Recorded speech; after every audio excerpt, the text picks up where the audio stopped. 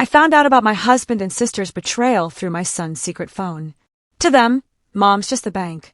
My husband messaged her. My kids erased security camera proof. So I drained our accounts, sold the house, and vanished, leaving the whole town undeniable proof.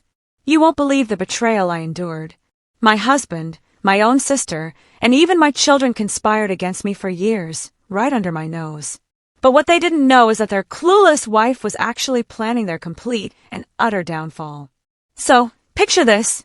I'm Carol, and as I tell you this, I'm sitting in a quiet little house, 2,000 miles away from the life I used to call home. In just 3 hours, my ex-husband, Rob, is going to wake up. He'll find divorce papers on the kitchen table, right where he always leaves his coffee cup. And alongside those papers, enough evidence to not just end our marriage, but to absolutely shatter the pristine reputation he and my sister have so carefully crafted in our community. My sister, Brenda, well, she'll wake up to discover her lucrative position as an account manager at my company no longer exists. My kids, Garrett and Sylvia, they'll wake up to the harsh reality that their college funds are gone, and the easy life they've always known is over. And me, I'll be starting over, completely free from every single one of them. But let me take you back. You need to understand the whole picture. I was 38 when all of this began. I'd been married for 19 years, practically since I was a kid myself. I met Rob in college and I fell hard. He was charming, handsome, the life of the party. I was the quiet, ambitious one. I built my marketing and PR agency from the ground up, starting in a spare bedroom with nothing but a used laptop and a whole lot of grit, literally living off ramen noodles and sheer determination. Now, it's a multi-million-dollar firm with clients all over the country. While I was working 80-hour weeks, my husband Rob stayed home to raise our 2 kids. It was a deal we made. I'd build the empire, he'd manage the home front. Our son Garrett is 17, our daughter Sylvia is 15. My younger sister, Brenda, worked for me. I gave her a job when no one else would. She was fresh out of a messy divorce, no real skills. I trained her, mentored her, and she eventually became a senior account manager. From the outside, we were the poster family for success. We had the big house in the nice suburb, the one I designed with the architect myself. We had Sunday dinners where everyone laughed, Rob telling stories about the kids' latest antics, Brenda playfully complaining about her impossible clients. We had exotic family vacations, a week in Hawaii every spring, skiing in Aspen for Christmas, all paid for by my company's success. I remember one trip to Maui a few years back. I just closed the biggest deal of my career. I surprised them all with first-class tickets. I remember watching Rob and Brenda laughing as they tried to surf, with the kids cheering them on from the beach. I even took a picture of that moment, the 4 of them silhouetted against the sunset, looking so happy, so perfect. I thought, this is what all the hard work is for. Looking back at that photo now, I realize I was the only one not in the picture. I was always the one behind the camera, the one funding the shot. I was the architect of a life I wasn't even really living in. We were the whole package. The American dream, polished to a high shine. About 2 years ago, I started noticing things. Small things. The kind of things you dismiss because the alternative is just too terrifying to consider. At first, it was Rob. He joined a high-end tennis club, a place I knew he couldn't afford if he were paying for it himself. He started buying expensive new workout gear, became obsessed with his diet.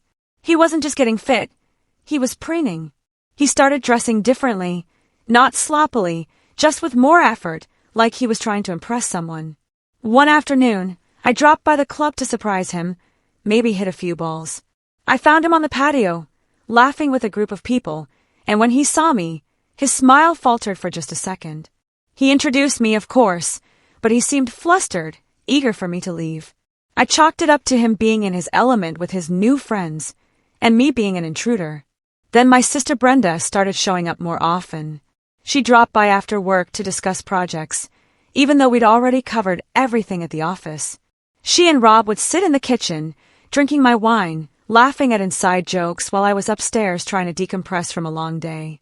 I'd come down for some water, and their conversation would just die.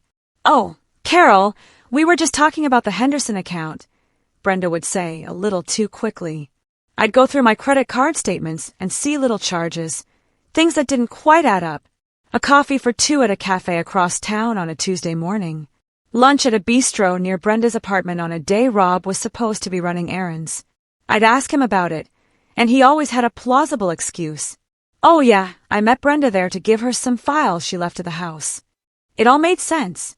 If you didn't let yourself think too hard about it.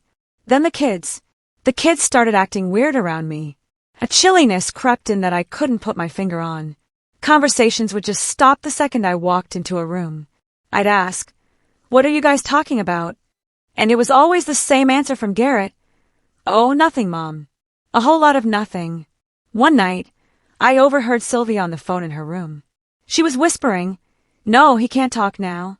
She's home." I stood frozen in the hallway, my heart pounding. When she came out, I asked who she was talking to.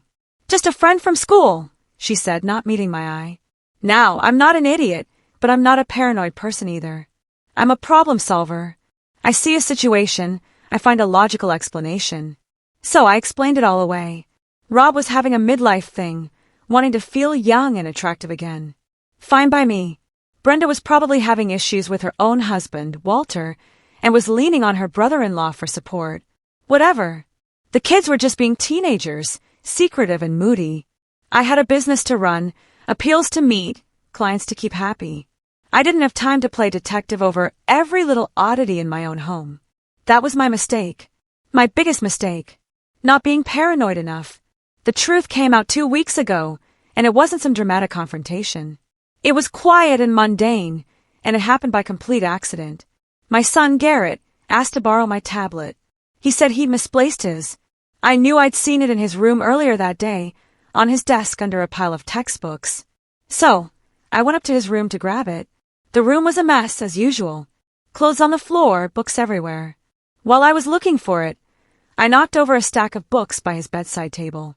Tucked behind them, almost completely hidden, was an old iPhone. It wasn't his current phone.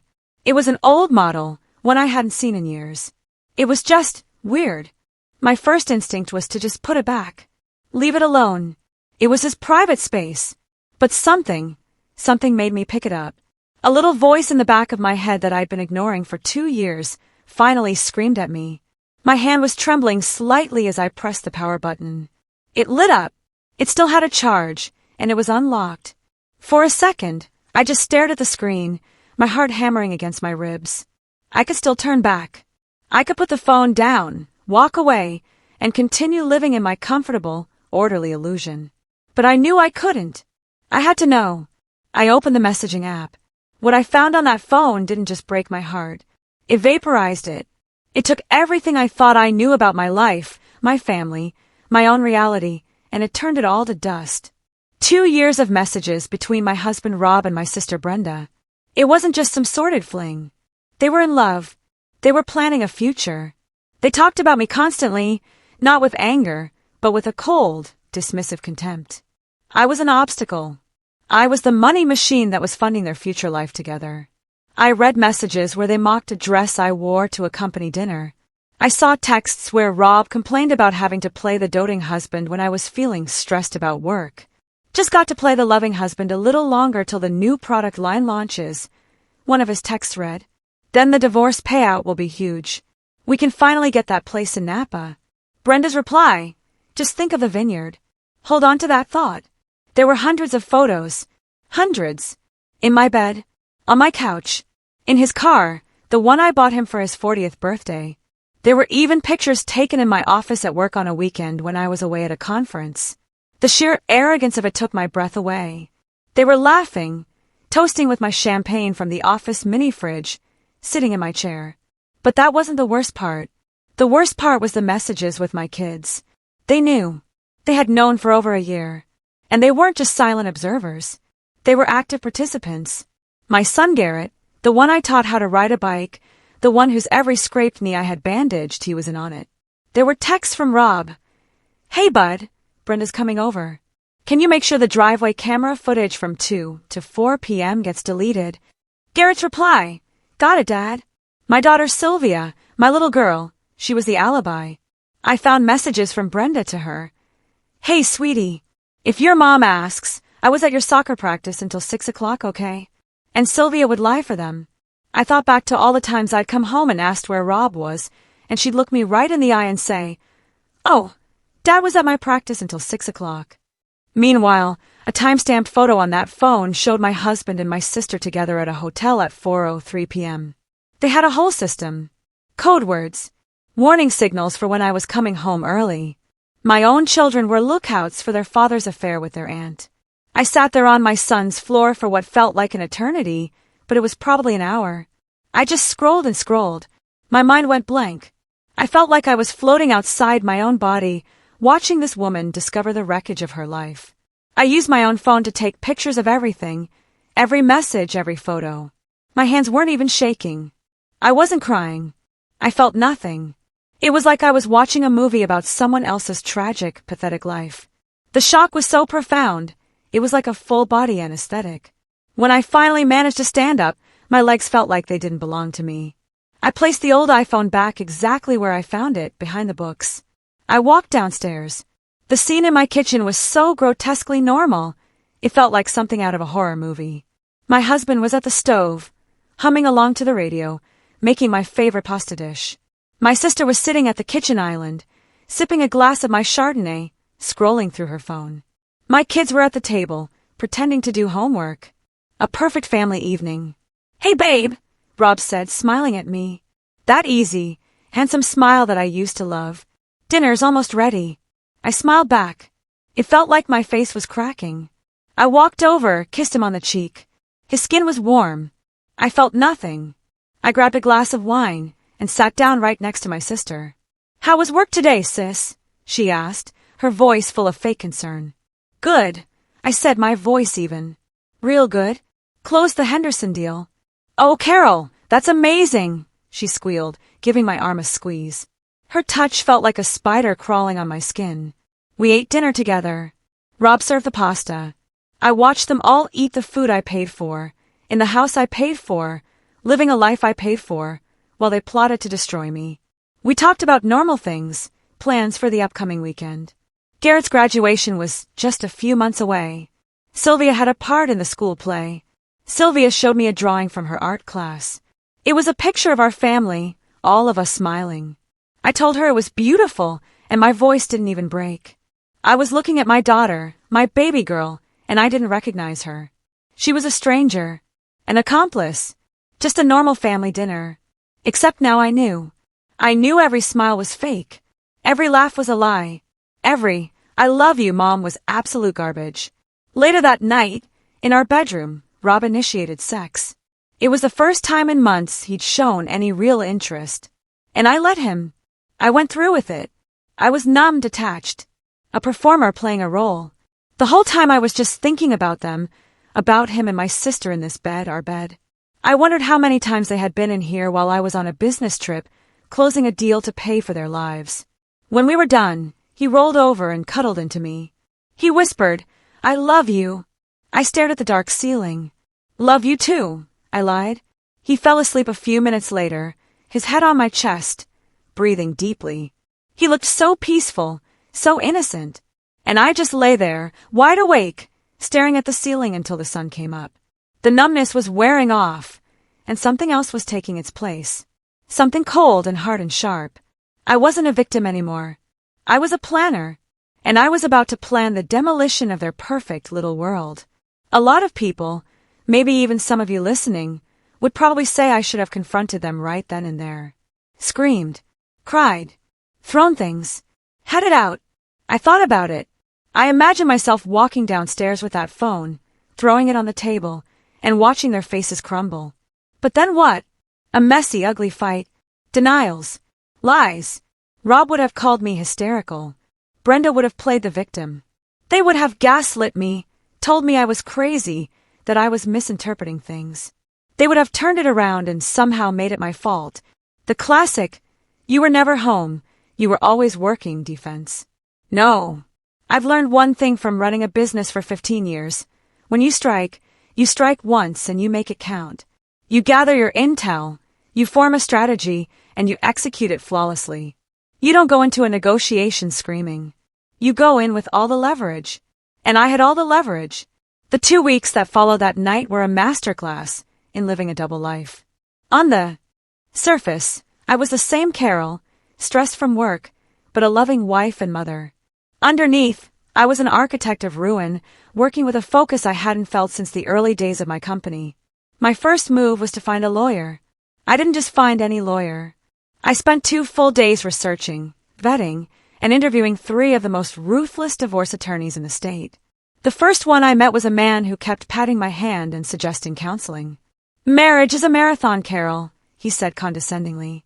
I walked out after 10 minutes. The second was a woman who seemed more interested in her billable hours than my case. Then I met Catherine. She was a woman in her 60s with eyes that could cut glass and a reputation for eviscerating cheating spouses in court. I walked into her office, laid out the story, and showed her the photos on my phone.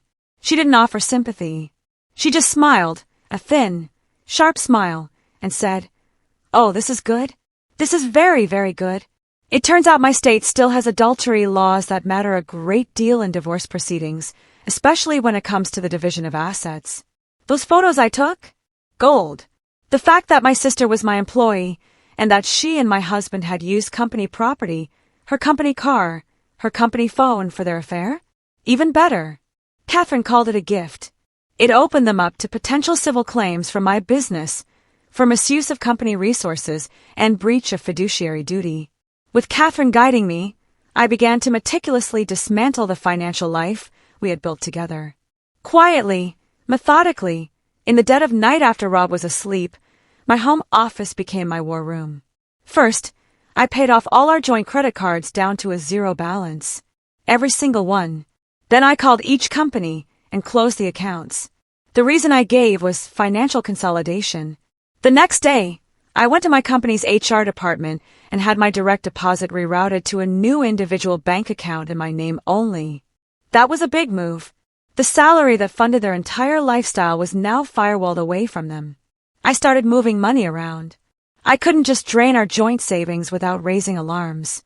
So, I started making a series of legitimate loans to a shell corporation owned by a trusted friend from college. I drafted the paperwork myself. On paper, it was a sound business investment. In reality, it was me securing my capital before the demolition. I came home one evening and announced I was selling my boat and Rob's precious sports car. He was horrified. "But why, Carol? I love that car. We have so many great memories with the boat." I feigned anxiety, rubbing my temples. I even practiced looking distressed in the car on the way home. "Honey, I'm just so worried about the market. I think we need to be more financially responsible, cut down on our luxuries. We need to be saving more. It makes me feel more secure." To my surprise, he bought it. He even put his arm around me, the picture of a concerned husband. "Of course, babe. I didn't realize you were so stressed. Whatever makes you feel secure." Oh, I bet he was supportive. Less debt for him to worry about when he and Brenda thought they were going to ride off into the sunset with half of my company. I liquidated our entire joint investment portfolio. The market's about to tank, Rob. Trust me, my gut is telling me to pull out now. He, who didn't know a stock from a bond, just nodded along. My husband thought I was having some kind of financial anxiety episode. He had no idea I was preparing for war. Next, the business. This was trickier. I couldn't just fire Brenda without tipping my hand. So I did something better. I promoted her. I gave her a fancy new title, Director of Client Operations. It came with a small salary bump, but a lot more responsibility. More importantly, it came with a new employment contract drafted by Catherine's office. Tucked away in the fine print were clauses that made her personally liable for major client losses or breaches of contract. I started giving her the most difficult, high-maintenance accounts. I also started documenting everything. Every missed deadline, every client complaint, every long lunch. There were many. In my home life, I kept playing the part. I was the perfect wife and mom. I initiated family dinners. I asked the kids about their homework. I listened to Rob talk for hours about his tennis matches. My son, Garrett, got a little suspicious once.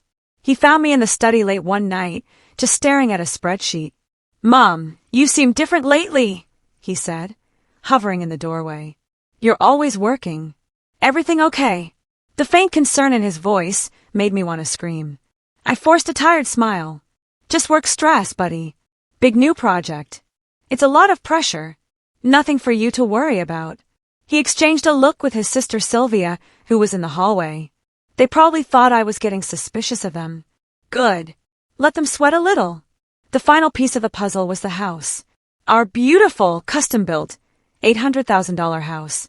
It was fully paid off, in both of our names. This was my biggest vulnerability. I couldn't let them get half of it. So, I created an opportunity. I told Rob I'd run into an old acquaintance at a charity event, a real estate developer. He made an offer on the house, Rob. A cash offer. It's too good to refuse. We can downsize, invest the profits, think about our future. It's the smart move. He was hesitant at first. But Carol, this place has so many memories. Yeah, like the memory of you sleeping with my sister in my bed, you piece of trash, I thought. Out loud, I said, sometimes you have to let go of the past to move forward. A new chapter for us. It took a week of convincing, of showing him spreadsheets with inflated numbers about how much we could make, but he finally agreed. We had a real estate agent come over. I watched as Rob charmed her, walking her through the home I designed, pointing out the features I chose.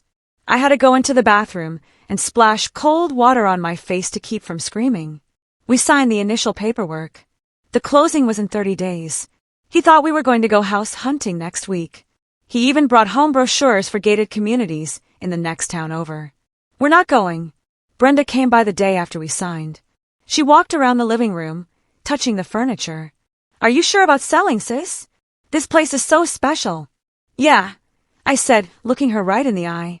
Sometimes you just need a fresh start. She actually had the nerve to pat me on the shoulder. That's really brave, Carol. 3 more weeks. 3 more weeks of this charade. Then I was going to burn it all to the ground. And for everyone worried about the kids, they made their choice. They chose to lie to me every single day for over a year. They weren't toddlers. They were old enough to know right from wrong. They picked their side. Now they were about to have to live with it. The final 6 weeks were a blur of meticulous planning and compartmentalization. I was living a double life, and I was getting damn good at it. During the day, I was the distressed but loving wife and CEO. At night, after everyone was asleep, I was on my laptop, methodically setting up my new existence. It felt like I was planning the most complex marketing campaign of my life, but the product was my own freedom. The setup was everything. I found a killer apartment in a city 2,000 miles away, a place with huge windows and a view of the water. I hired a remote interior designer and had it fully furnished before I ever even set foot in it. I spent hours online picking out everything from the sofa to the silverware. It was the first time in years I had made decisions for a home that were entirely my own, without having to consult anyone. It was a small thing, but it felt incredibly liberating. I leveraged my business contacts to line up a major commercial project in my new city, a consulting gig that would keep me busy and profitable for months. I opened new bank accounts, got a new phone plan with a new number, new credit cards, a whole new identity, financially speaking. I even joined a gym out there online. I was building a life raft while they were all still partying on the Titanic. The house closing was scheduled for the week after my departure. Rob thought we were moving into a luxury rental temporarily while we searched for our dream home. He was so excited. He spent evenings looking at real estate websites, showing me mansions we could afford with the profits from the sale. I would nod and smile, making non-committal comments, while inside I was counting down the days. Packing was a strategic operation. All of my truly important stuff, my personal documents, my grandfather's watch, family photo albums, my father's old records, was packed and shipped out in boxes labeled office supplies and client files. I did it piece by piece over weeks. Sheer audacity was my cover. I would pack a box in my home office right in front of him, and he'd just see a busy woman preparing for a move. Just getting a head start, babe. You know how I like to be organized. He didn't notice that the photo albums on the shelves had been replaced with identical-looking, empty ones I'd bought at a craft store. He didn't notice that the expensive watch I wore every day was a convincing replica I'd bought online. The real one was already in a safe deposit box in my new city. The night I packed the real watch was hard. It was my father's. He gave it to me when I graduated college. Holding its weight in my hand, I felt a wave of grief for the family I thought I was protecting, the legacy I thought I was building. Then I thought of their betrayal, and the grief hardened into resolve. I wrapped it in bubble wrap and placed it in the box. I even bought a whole new set of my favorite professional tools and had them shipped to the new office space I was leasing. They were completely oblivious. The business restructuring was the trickiest part. I couldn't just dissolve my company without raising 1,000 red flags. So as I mentioned, I did something better. I held a small office party to celebrate Brenda's new title as operations director. She beamed, soaking up the attention, making a little speech about how grateful she was for my mentorship and sisterly love. I nearly choked on my champagne. What she didn't know is that the contract she signed, the one Catherine's office had drafted, made her personally liable for any major screw-ups.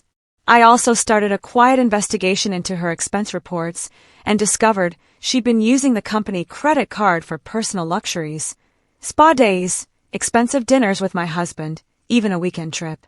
And her drinking, which had started as a glass of wine at lunch, had escalated. I had multiple reports from other employees of her smelling like alcohol on the job. It was all being documented. Then I approached Regina, my office manager. Regina had been with me for 15 years, since the very beginning. She was a single mom who had started as my part-time assistant. She was loyal, brilliant, and hardworking.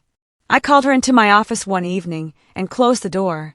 I told her I was making some major life changes and that I wanted to sell the company. I saw the panic in her eyes. Then I laid out my offer, a legitimate sale of 60% of the company's ownership to her, financed by the company itself. It would make her the majority owner and CEO. The sale would be finalized the week after I left.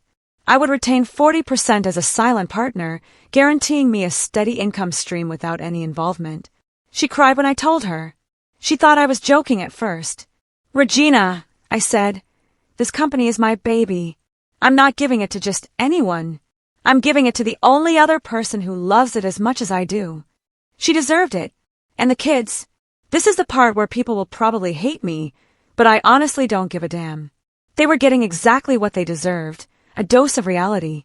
My son Garrett's college fund, which was substantial, was in a trust account with only my name on it. I liquidated it, every penny. He was going to find out the hard way when he tried to access it for his first tuition payment. My daughter Sylvia's 16th birthday was coming up, and I had been planning to buy her a brand new car. That wasn't happening. The credit cards I paid for, the ones they used for everything from fast food to new clothes, were scheduled to be cut off the day I left. They wanted to play adult games with adult betrayals. Welcome to adult prizes. The universe gave me one final clarifying moment just last week. I was watching a movie with Sylvia, just the two of us. It was a rare, quiet evening. Her phone buzzed on the couch next to her. She glanced at it, and I saw her face go completely white. "Everything okay?" I asked, keeping my voice casual. "Yeah, just friend drama," she stammered. But I had seen the message preview. It was from Rob. It said, "Brenda just left. Coast is clear." Sylvia looked at me, her eyes wide, trying to gauge if I'd seen it. I just smiled, grabbed a handful of popcorn, and said, "These teenage years, huh? So much drama." She gave a nervous little laugh and quickly typed something back. I saw her phone screen before she turned it away. Her reply was to my sister, Brenda. It said, "All clear." Mom's clueless. Clueless. That's what my little princess thought of me. That single word solidified every cold, hard decision I had made. There was one more person to consider in this whole mess, Brenda's husband, Walter. He's a sweet man, a genuinely good person, a high school history teacher who loves his job and adores my sister. He had no idea he was married to a cheating piece of garbage, just like I was. So, I prepared a package for him, too. Everything. Every photo, every message, every timestamp. A complete, undeniable record of the betrayal. He deserved to know what kind of woman he was married to. I arranged for a courier to deliver that package to his school the day after I left. So, here's the plan for tomorrow. I leave for a business trip in the morning, an early flight. I'll kiss my husband goodbye. I'll hug my kids. I'll shake my sister's hand when she comes by for our weekly meeting before I head to the airport. It will all be normal goodbyes for what they think is a normal trip. I even packed a small, decoy carry-on bag with a few changes of clothes, which I'll leave in my car at the airport. Except I've already shipped my real luggage. I'm traveling with just a backpack. My new life starts with less baggage, literally. The folder will be on the kitchen table when Rob wakes up. Inside, the divorce papers, printed screenshots of the most damning messages, financial statements showing all the legal moves I've made, and a USB drive with every single photo and message I found. There won't be a long, emotional letter, no explanations, just a single sticky note on the front. It will say, I know everything. Don't contact me. Communicate through my lawyer only. My old phone will be in the kitchen drawer, factory reset. My new number is already active, and only 3 people have it. My lawyer, Regina, and my new property manager. By the time they're reading that note, I'll be 30,000 feet in the air, flying towards my new life. Catherine will handle everything. The house sale will go through. They can't stop it now. The divorce will be straightforward with a mountain of evidence. Brenda will get her termination letter via certified mail, along with a notice that any attempt to contest it will result in me pursuing criminal charges for embezzlement, thanks to her creative use of a company credit card. And the kids? They'll figure it out when Rob can't pay for their lifestyle anymore. When their college funds are gone. When they realize their mother isn't the pathetic, clueless sucker they thought she was. Some of you will say I'm being too harsh, that they're just teenagers who were manipulated. I say bullshit. My son is months away from being a legal adult. My daughter made conscious choices every single day to lie to my face. They knew it was wrong. That's why they hid it. They chose their father. They chose their aunt. They chose deception. Now they get to live with those choices. In 36 hours, I'll be in my new apartment, in my new city, starting my new life. And they'll be standing in the middle of the SHT storm they created. I built my life from nothing once. I'll do it again, but this time, I'll do it without snakes in my house. The flight was surreal. For 7 hours, I was in limbo, suspended between 2 lives. I didn't watch a movie. I didn't read. I just stared out the window at the clouds. The first real silence I'd had in my own head in months. The morning had been a blur of forced smiles. The hug I gave Sylvia felt like holding a stranger. Garrett gave me a quick one-armed hug before burying his face in his phone. Rob kissed me at the door. Have a good trip, babe. Call me when you land. I drove to the airport on autopilot, my town looking foreign in the rearview mirror. I left the car in long-term parking, dropped the decoy bag in the trunk, and walked into the terminal with nothing but my backpack and a one-way ticket to my future. I landed at noon. By 12:30, I was in a cab heading to my new apartment. My new phone, the one with the number only 3 people had, started buzzing. It was Catherine, my lawyer. The package has been delivered, she said, her voice crisp and professional. And the recipient is not pleased. She told me my old phone, the one I left behind, had been blowing up her office's answering service. By the time I checked into my new building, I had 47 missed calls from various numbers belonging to Rob, Brenda, and my parents. I didn't answer a single one. I stood in the middle of my new, beautifully furnished, and completely empty apartment, listening to the city sounds outside my window, and I felt a profound sense of peace. The storm was breaking, and I was safe in the eye of it. The SH*T didn't just hit the fan. It hit every fan in a 10-mile radius. According to Catherine, who had a certain grim satisfaction in her voice as she recounted the events over the next few days, Rob found the folder around 7 a.m. when he went to make coffee.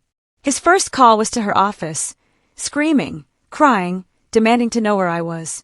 She gave him the practiced, ice-cold line. Miss Evans has retained me for the dissolution of her marriage. All communication will go through me. She will not be responding to any attempts at direct contact. Brenda showed up at the house by 8 a.m., probably summoned by a frantic call from Rob.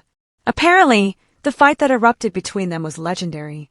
Catherine had a source, a nosy neighbor who was an old client of hers, who reported a massive screaming match on the front lawn. Accusations, recriminations, the whole ugly spectacle. The neighbor even called the cops, reporting a domestic disturbance. Beautiful. The 2 lovebirds, finally turning on each other when the money machine was gone. That afternoon, my son Garrett tried to access his college fund to put down a deposit for his dorm room at the state university he'd been so proud of getting into. Surprise! A ****. The account was empty. Catherine said he called her office completely bewildered, asking if there had been some kind of bank error. She informed him there was no error. The funds, which were solely in my name, had been legally withdrawn by me. He apparently started crying on the phone with her paralegal. My daughter Sylvia got her dose of reality at the school cafeteria. She tried to buy lunch, and her debit card was declined. Welcome to the real world, princess. Her friends had to spot her the cash. The humiliation was just beginning. The immediate fallout was just the beginning. The package I sent to Walter, Brenda's husband, was delivered to the high school where he teaches. He opened it during his lunch break. He didn't just leave her. He went scorched earth. He posted everything. The messages, the photos, the whole sordid story, on his Facebook page. He wrote a long, heartbreaking post about betrayal, about trust, and about the two people who had destroyed his family. He tagged Rob. He tagged Brenda. He tagged our local community group. The whole town knew within hours. Rob and Brenda tried to do damage control. They posted some vague *T about going through a difficult time and asking for privacy. That went over about as well as you'd expect when everyone in your social circle has already seen screenshots of you and your sister-in-law in bed. The comment sections were a bloodbath. The work situation detonated the next morning. Brenda had the audacity to show up to work like nothing had happened. Regina, my loyal manager, and now the new majority owner, was waiting for her. She had security escort my sister out of the building she used to walk into like she owned the place. Brenda screamed about wrongful termination. The company's lawyer, already prepped by Catherine, shut that down real quick with a file documenting her misuse of company property and her on-the-job drinking. The best part? She'd been bragging about her big promotion and her new executive salary to anyone who would listen. She'd even taken out a loan for a new luxury car based on that salary. Now she was unemployed, about to be divorced, and drowning in debt. You just love to see it. The weeks that followed the detonation were a strange mix of legal maneuvers and personal rebuilding. While they were living through the public humiliation and financial chaos I had engineered, I was quietly putting my life back together 2,000 miles away. I spent the first week just being. I explored my new neighborhood, found a little coffee shop where the barista knew my order by the third day, and took long walks by the water. I was decompressing from 2 years of holding my breath. The divorce was, in Catherine's words, the cleanest, quickest train wreck I've ever seen. Rob's lawyer, a slick guy in an expensive suit, tried to fight, of course. They tried to claim I'd abandoned the family, that Rob deserved half of everything, plus significant alimony for his years as a stay-at-home dad. Catherine literally laughed on the phone with them. Then she sent over the full evidence file, the affair, the conspiracy, the kids' involvement, Brenda's misuse of company funds. It was overwhelming. Catherine told me they had a settlement meeting where Rob's lawyer looked at the evidence for 10 minutes, went pale, and asked for a recess. He came back and advised Rob to take whatever was offered. They tried one last desperate Hail Mary. They claimed emotional abuse, that my high-pressure career had driven him into my sister's arms. The judge, a no-nonsense woman who looked like she'd seen it all, took one look at the evidence file and almost held Rob in contempt of court. "You're claiming emotional abuse, Mr. Evans," she'd said, according to Catherine's gleeful retelling, "while you were documenting your affair in your wife's office, using her money to do it? Get out of my courtroom with that nonsense." The final settlement was brutal for him. He got exactly what the law required, and not a penny more. From the sale of the house, after everything was settled, he walked away with about $200,000. That might sound like a lot, but for a man with no job skills, no recent work history, and a reputation that was now radioactive in our town, that money wouldn't last 2 years, especially with the way he was used to living. There were no custody issues to fight over since Garrett was about to turn 18, and Sylvia was old enough to make her own choices, though the court noted the children's complicity in the matter. I kept the business. I kept my investments. I kept my retirement accounts. I kept my life. The extended family drama was a whole other level of rich. My parents initially tried to stay neutral. "There are 2 sides to every story, Carol," my mom said on one tearful phone call. That neutrality vanished the moment Catherine, at my instruction, sent them a condensed version of the evidence file. My dad called me after that. He wasn't calling to check on me. He was calling to apologize. To apologize for raising a daughter like Brenda. A piece of trash, in his words.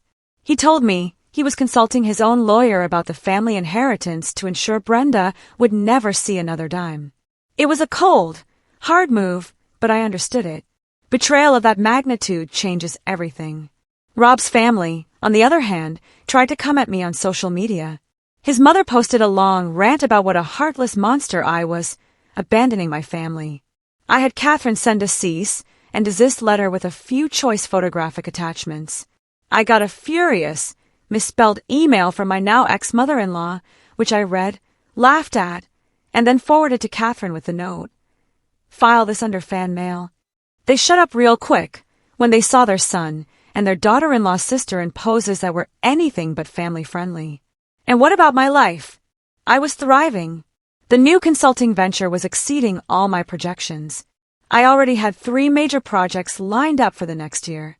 I joined that gym I'd signed up for online and started working with a personal trainer. I was hitting it hard. I was down 20 pounds of fat and up 10 pounds of muscle.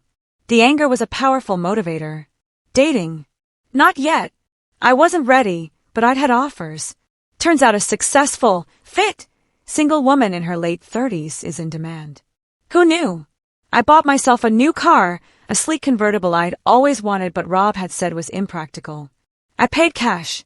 I also started seeing a therapist, not because I was sad or guilty. I wasn't, but because I wanted to make sure I understood how I had let this happen. I wanted to make sure I would never, ever miss the red flags again. She helped me realize I hadn't just been betrayed by my family. For years, I had betrayed myself by ignoring my own instincts. The last I heard, through the grapevine of old friends, Rob was living in a 2-bedroom apartment, working a retail job at a big box store. Brenda was crashing with friends, unable to find work because our industry is small and everyone knows what she did. Walter, her ex-husband, took their kids and moved back to his hometown in another state. They were doing well. The kids. This is the hardest part to talk about. This is where the anger gets mixed with something that feels a lot like grief. A funeral for the children I thought I had. It wasn't a clean, simple anger. It was messy and complicated, and it kept me up at night. My son Garrett had to scramble for student loans. His dream of going to the big state university was gone. Turns out when Dad's not there to pay for everything, that full ride to community college starts to look pretty good. He had to get 2 part-time jobs to cover his expenses, one at a coffee shop and another stocking shelves at a grocery store overnight. My daughter Sylvia had to get a job babysitting for neighbors. Imagine that, a 15-year-old learning what work actually means. They tried everything to contact me. They created new social media accounts. They sent emails from new addresses. They even had their friends try to reach out. Blocked. Blocked. Blocked. One night, I saw an incoming call from a number I didn't recognize. I let it go to voicemail. It was Sylvia. Mom, please, she sobbed into the phone. Please just call me back. I'm so sorry. I miss you. I listened to the message 3 times, my hand hovering over the callback button. Then I remembered her text message. All clear. Mom's clueless. I deleted the voicemail and blocked the number. Catherine did forward me one letter that Garrett wrote. It was a long, rambling sob story about how sorry he was, how he was just a kid who got caught in the middle, how Rob had manipulated him, how he never meant to hurt me. Caught in the middle. I read that line, and I felt a hot flash of rage crawl up my neck. I just stared at the wall, the letter feeling heavy in my hand. I dissected his words, pointing out the passive language. He was caught, not I made a choice.